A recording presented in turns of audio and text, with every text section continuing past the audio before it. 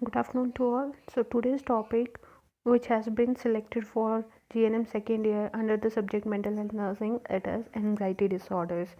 So starting with the introduction part,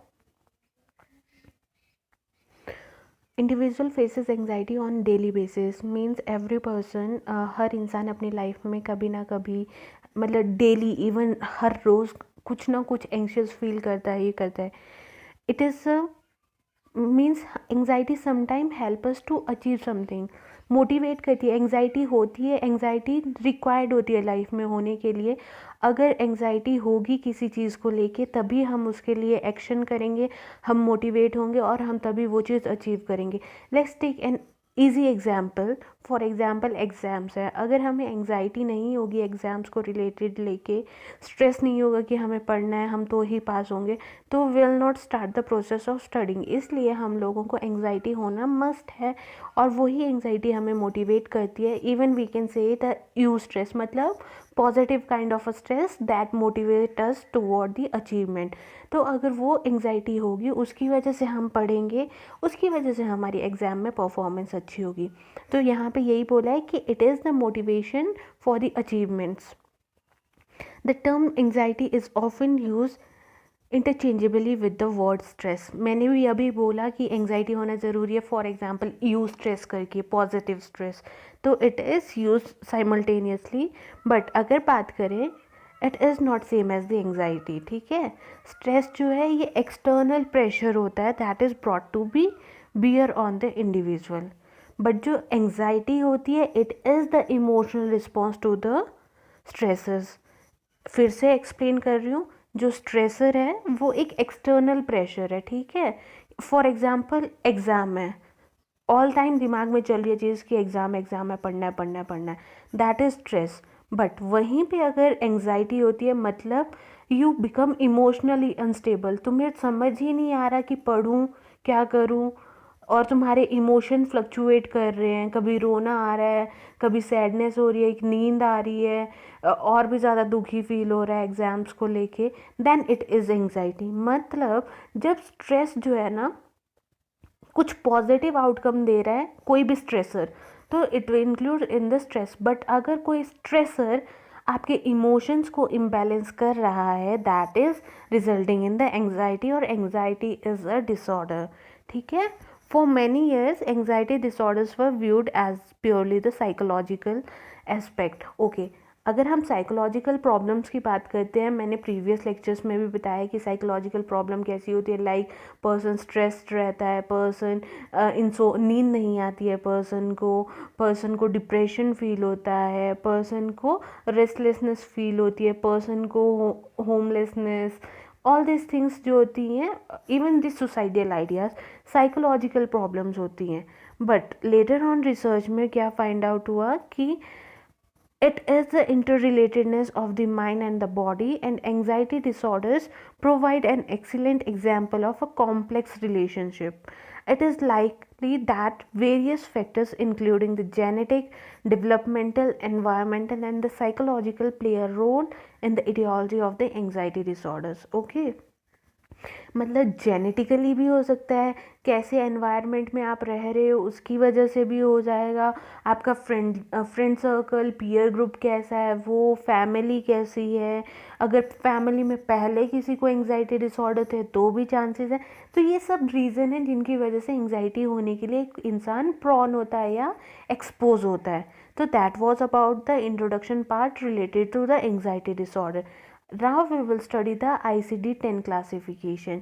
तो जो हमारा एंग्जाइटी डिसऑर्डर है in ICD-10, it is been classified or explained under the neurotic stress related and somatoform disorder under chapter F40 to 49.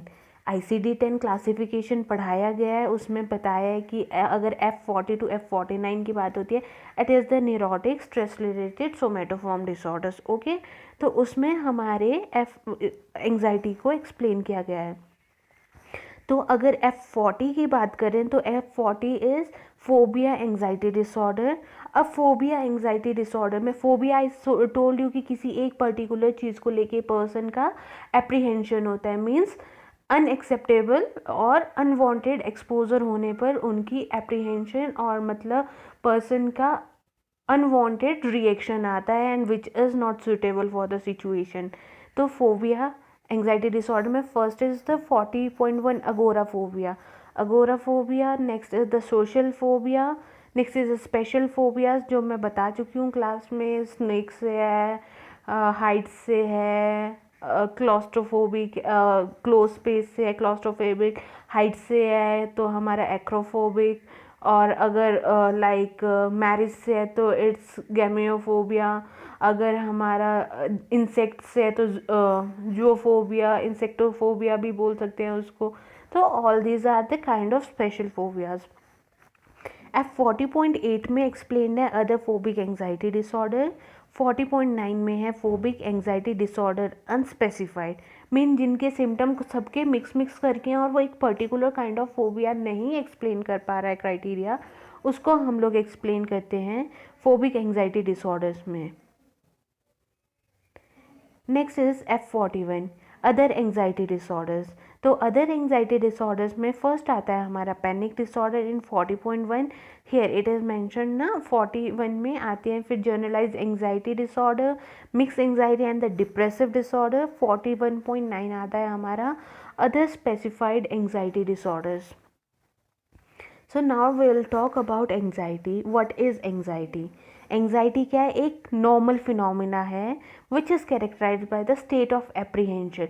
Apprehension होता है, tension होता है, uneasy feel होता है पर्सन को जब वो उसको मतलब एंटिसिपेशन मतलब अनुभास, ठीक है, उसको फील होना स्टार्ट होता है कि कुछ डेंजरस है या उसको डेंजरस को एक्सपोज होना पड़ेगा, the source which is largely unknown और अनरिकग्नाइज। तो उसकी वजह से जो उसके बीच में एप्रीहेंशन, टेंशन या अनईजीनेस फील होती है पर्सन को, उसको हम एंग्जाइटी बोलते हैं। It is may be regarded as the pathological when it interfere with the social। Okay, anxiety normal है, ठीक है, तब तक जब इट इज़ लाइक कि ओके कोई डेंजर सिचुएशन है, उसको लेके टेंशन हो रहा है क्या होगा। Okay, for example let's take an example.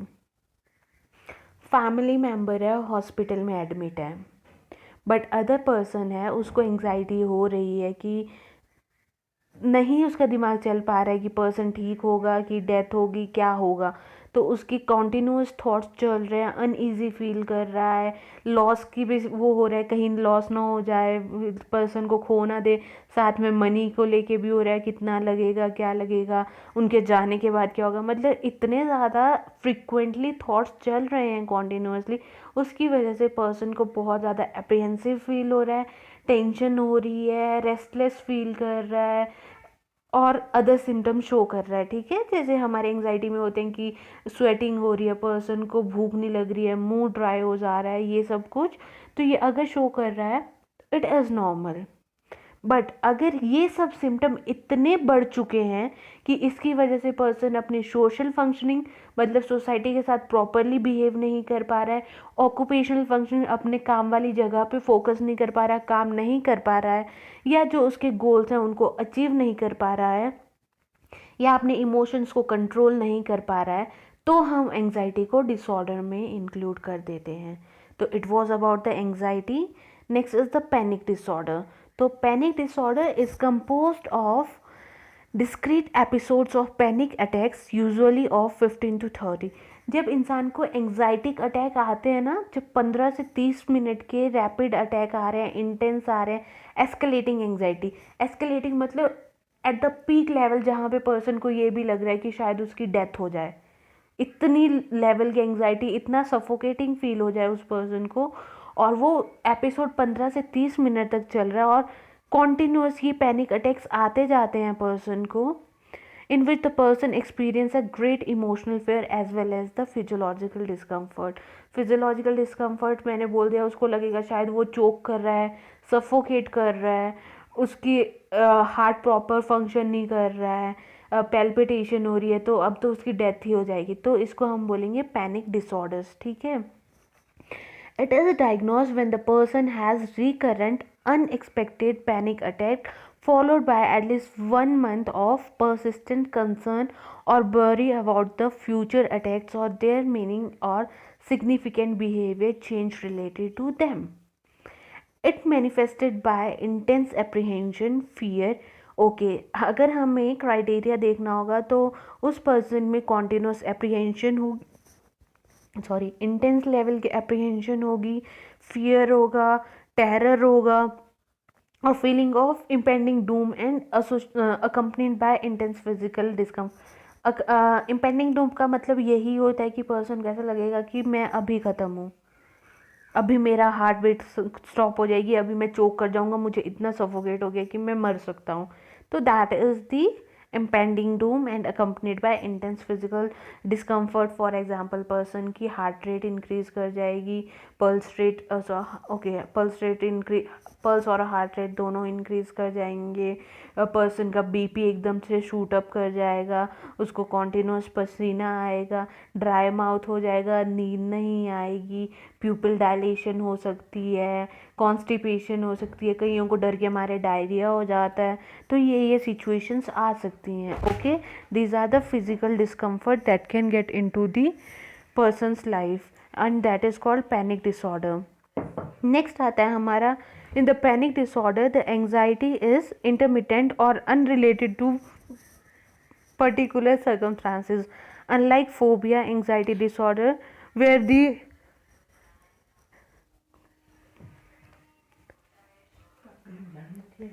though anxiety is intermittent but it occur only in a particular situation. ठीक है, तो पैनिक डिसऑर्डर एंग्जाइटी जो है इट इज़ इंटरमिटेंट और unrelated to the particular circumstance.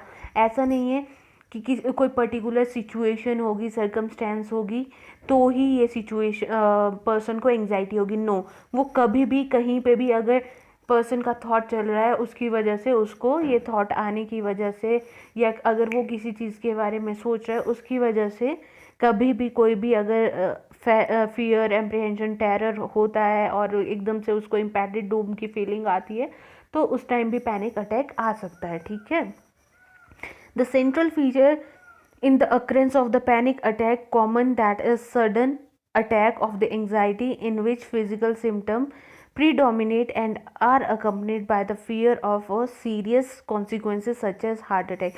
I already explained to you कि person को ऐसा भी लगता है कि शायद मुझे अब हार्ट अटैक आया, मैं मर सकता हूँ, तो it is also included. Now talking about the course, the average age of onset of the panic disorder is late 20s. Mainly late 20s. क्यों? क्योंकि इस टाइम पर्सन एक्सपोज हो रहा है टू द एक्सटर्नल वर्ल्ड और उसको अपने आप को एस्टेब्लिश करना है, उसको कुछ अचीव करना है. Now there is a pressure from all over the world.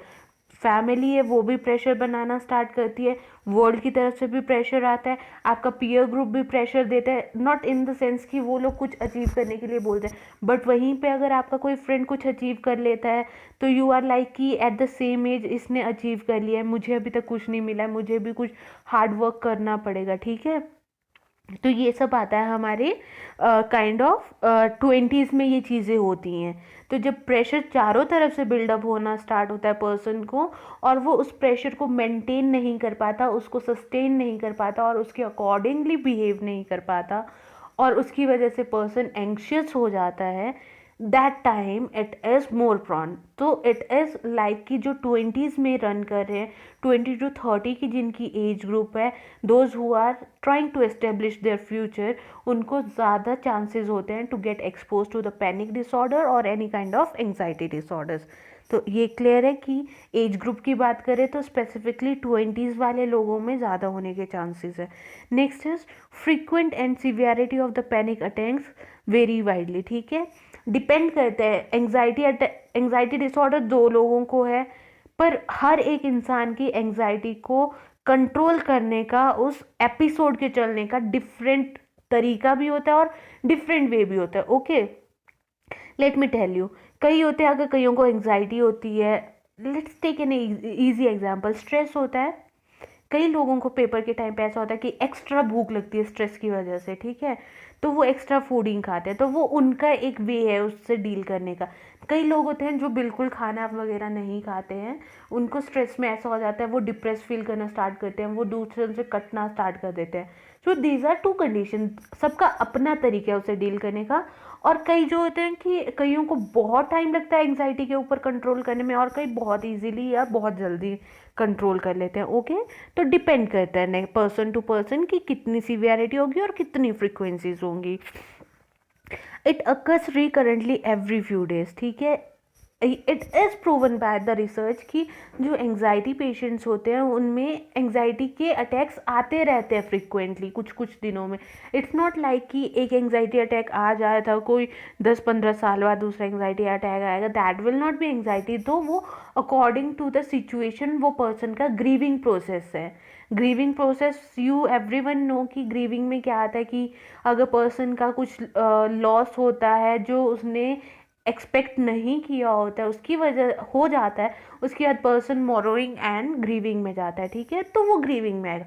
But अगर कोई रीज़न नहीं है और उस रीज़न ना होने की वजह से भी इवन पर्सन को फ्रिक्वेंटली कुछ टाइम बाद ये एंग्जाइटी हो रही है, स्ट्रेस हो रहा है, तो उसको हम लोग इंक्लूड करते हैं एंग्जाइटी और पैनिक अटैक्स में, ठीक है।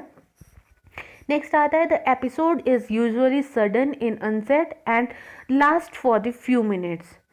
सडन होता है, रीज़न नहीं है, मैं बता चुकी हूँ कई बार। सर्कमस्टांसिस बहुत नॉर्मल होते हैं, फैमिली मेम्बर्स के साथ बैठे हैं, नॉर्मली बैठे हैं, सब नॉर्मल चल रहा है, बट अचानक से भी कई बार एंग्जाइटी अटैक आ जाता है।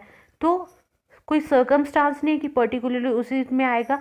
सडनली अब्रप्टली कभी भी एंग्जाइटी अटैक, अगर पर्सन एंग्जाइटी डिसऑर्डर्स के साथ है, वो अपने इमोशंस को कंट्रोल नहीं कर सकता, इमोशन इम्बैलेंस्ड है, तो कभी भी सडनली अब्रप्टली आपको पैनिक अटैक, एंग्जाइटी अटैक आ सकता है।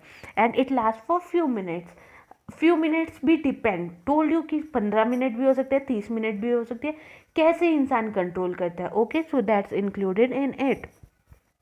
More than 95% of those diagnosed with agoraphobia have a accompanying diagnosis of the panic disorder. It is seen 2 to 3 times more often in the females. Okay, agoraphobia explained you कि agoraphobia क्या होता है. It is the fear of the person to the open area या open spaces, or it is mainly in the females.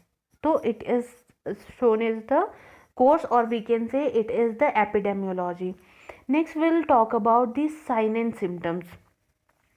Okay, so sign and symptoms the shown by the person are physical symptoms. Firstly we are taking कि कौन कौन से physical symptoms आते हैं person को अगर उसको एंग्जाइटी डिसऑर्डर हो रहा है या कोई पैनिक अटैक आ रहा है। फर्स्ट इज पैल्पिटेशन, उसको हार्ट ऐसा लगता है पॉन्डिंग हार्ट, ठीक है, तो इसका मतलब ये होता है उसको ऐसा लगता है कि उसका हार्ट अभी फट जाएगा, पर एकदम से लब डब इट इज़ इतना मच इन फ्रीक्वेंसी कि वो ही is not able to control his heart, उसे लगता है कि अभी हार्ट अटैक आ जाएगा। Next is acceleration of heart rate का एकदम से शूट अप होना, ठीक है, दैट इज द सिम्टम। कोई चीज़ दिख गई या कोई चीज़ थॉट में आ गई। ओके, लेट मी टॉक कि मेरा कोई एक ट्रिगर पॉइंट है। Okay, for example my trigger point is मुझे ओपन स्पेस से या क्राउडेड लोगों में जाके एकदम से डर लगता है। मैं गई, जैसे ही मैं अंदर घुसी मेरा एकदम से हार्ट ने शूट अप किया, हार्ट रेट इंक्रीज हो गया, जल्दी जल्दी हार्ट ने पंप करना स्टार्ट कर दिया। तो first symptom is that. Next is sweating, डर के मारे इंसान को स्वेटिंग हिंदी में पसीना आना, ठीक है, एकदम से पर्सन को एक्सेसिव पर्सपिरेशन, स्वेटिंग को पर्सपिरेशन भी बोलते हैं, मतलब एक्सेसिव स्वेटिंग होना। अगर इवन सर्दियाँ भी है तो भी पर्सन के हमारे जो पाम है, हाथ है, वहाँ से पसीना आना, सोल्स में, पैर के सोल से पसीना आना, पूरे फेस पे स्वेटिंग होना, this is also the symptom.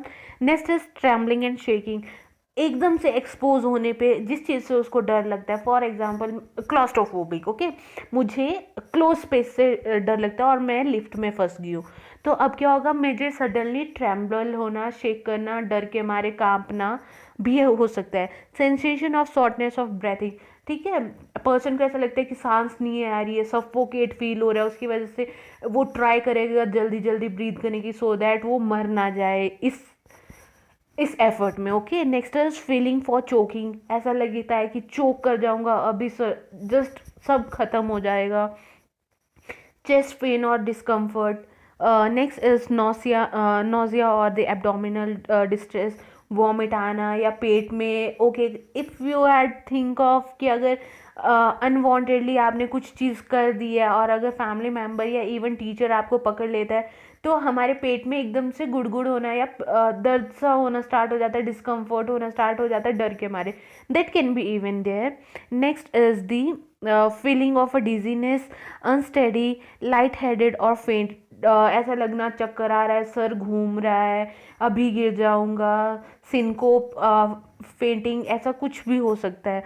Next is chilling और हीट सेंसेशन, कई एकदम डर के मारे ठंडे पड़ जाते हैं, कई एक्स्ट्रा गर्म हो जाते हैं, रेडिश हो जाते हैं, चीक्स रेड हो जाते हैं, हाथ रेड हो जाते हैं, स्वेटिंग होना स्टार्ट होती है, तो that depends on person.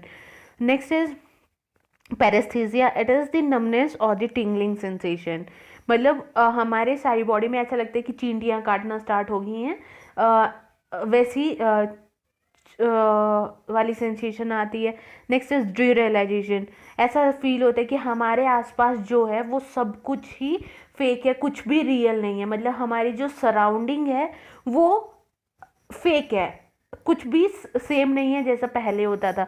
And depersonalisation में पर्सन को लगता है कि उसकी बॉडी ही उसकी नहीं हो गई है, उससे उसकी सेल्फ, मतलब उसकी आत्मा ही अलग हो रही है, ठीक है, उसको अपनी बॉडी के साथ ही कंट्रोल नहीं रह पाता और उसको लगता है कि उसकी बॉडी ही नहीं है।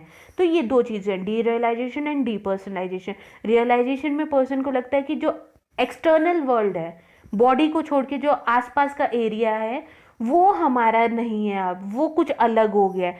और पर्सनलाइजेशन में पर्सन को लगता है कि उसकी बॉडी नहीं है, या उसकी मतलब उसका शरीर कट रहा है, कुछ चीज़ उससे अलग हो रही है, that is depersonalisation. Next is fear of losing control और गोइंग क्रेजी, ऐसा लगता है कि पागल हो जाऊंगा अभी, अगर ये चीज़ कॉन्टिन्यूस रही, मैं लोगों के बीच में ही खड़ा रहा, तो मैं पागल हो सकता हूँ, ये फीलिंग भी आती है। इतने लेवल का अगर पैनिक एंजाइटी अटैक होता है पर्सन को। Fear of dying, I told you कि ऐसा लगता है कि जस्ट अभी हार्ट पंप होते होते जस्ट ब्लास्ट होके हार्ट अटैक हो सकता है, सफोकेट फील करके, चोक फील करके मेरी डेथ हो सकती है। So these are the physical symptoms और the symptoms that are shown by the person when he is undergoing or he is on the panic attack or anxiety attack he is with. Okay, the diagnostic and the statistical manual of the mental disorders in the fifth edition, मतलब DSM-5 में जो बताया गया है, that includes all this symptoms that I had told you above. अगर ये symptoms person में for a certain period of a time, for 3 month of a period, ठीक है, अगर 3 महीने तक कॉन्टिन्यूस ये सिम्टम्स पर्सन में आ रहे हैं और फ्रिक्वेंटली आ रहे हैं, ये एपिसोड्स हो रहे हैं, तो उस पर्सन को हम डायग्नोज करते हैं विद द एंग्जाइटी और the panic attacks. Okay, so clear here with the diagnostic evaluation even. So that's all for today's topic. We had discussed about the anxiety and the panic disorder, where we had discussed the sign and symptoms, what is anxiety, what is the panic attack, and the diagnostic evaluation. In the next lecture we will talk about the generalized anxiety disorder and the treatment of whole anxiety disorders together. So that's all for today's topic. Thank you.